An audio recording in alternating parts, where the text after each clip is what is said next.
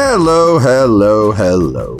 So since we talked yesterday, the Steelers made a roster move, a signing. Armon Watts, defensive lineman. I have not seen the terms. I assume it'll be very cheap, league minimum style.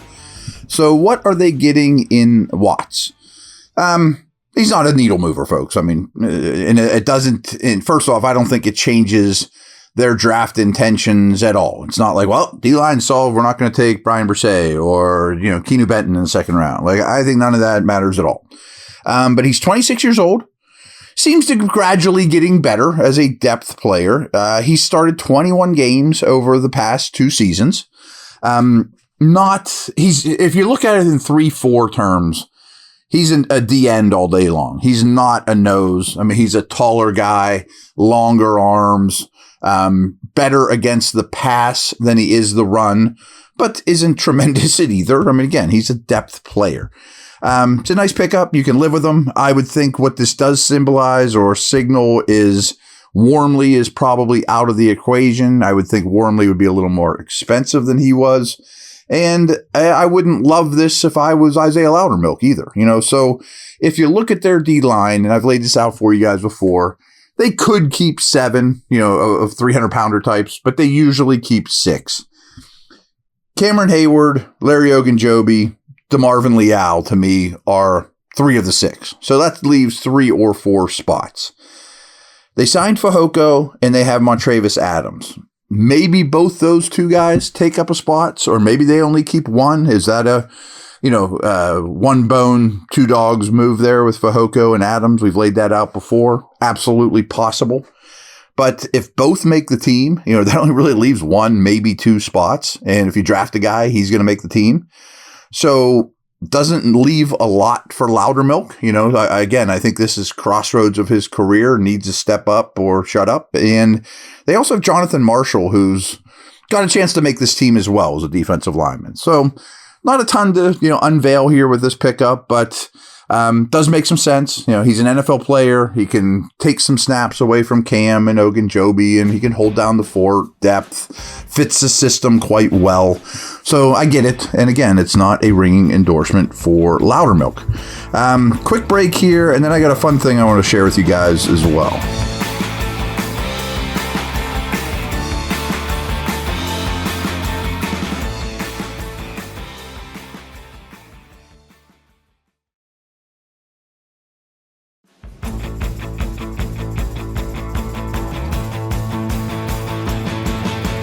All right, I am back.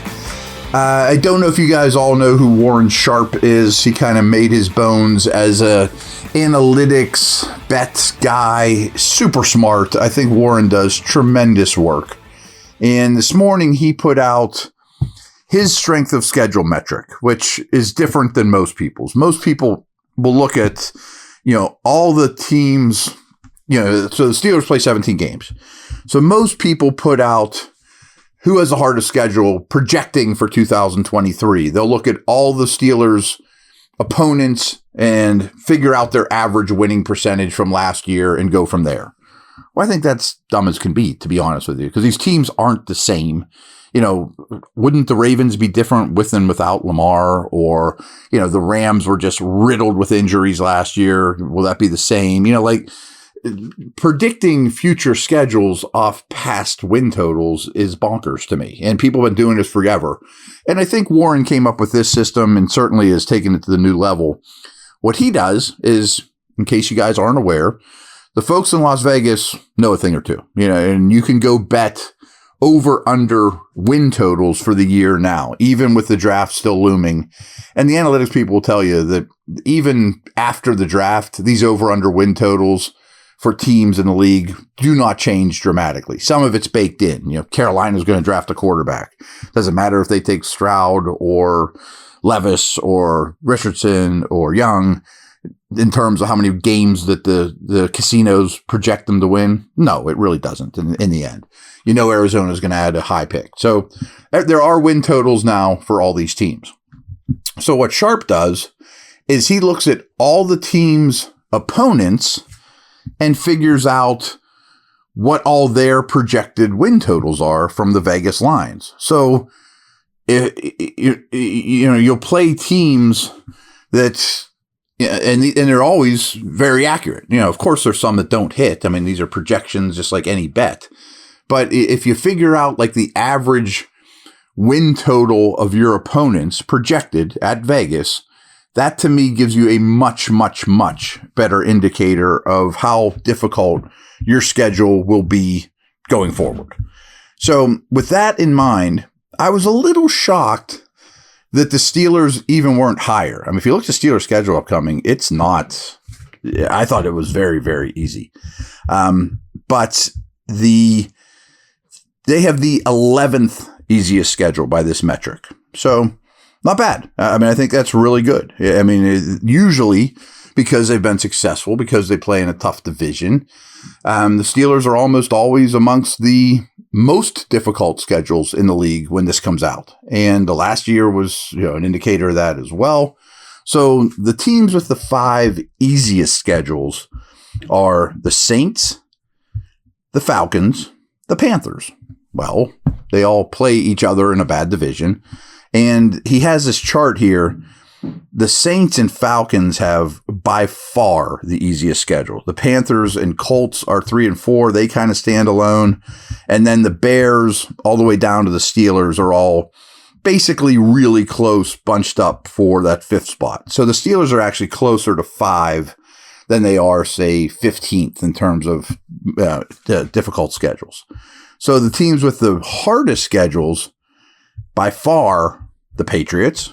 I mean, the 6 games in that division look really tough. The Bills, the Chiefs, the Raiders, the Dolphins. So those teams have really tough roads. So I just found that interesting. I wanted to share that with you. The Steelers, I'm looking to scan in here real quick compared to the rest of the division. Steelers are 11th easiest, as mentioned. Browns are 14th easiest. Bengals are 15th easiest. And Baltimore is 22nd easiest. So difficult for them. So I just thought that's something you guys would get a kick out of. And, they end up being quite accurate. I think that's a really good way to judge what you have in front of you in terms of strength of schedule difficulties. And of course, it's all subject to change. You could play, it was easier playing Burrow the first time coming off, his injury and all that than it was the second time. Or if you play the Bengals without Burrow, it's going to be easier, of course. Or, Mahomes sits the game, you play the Chiefs. So, everyone knows these things. But I do think that this is a really good indicator, and I wish I came up with it myself, to be honest with you. So that's a wrap. I will talk to you tomorrow.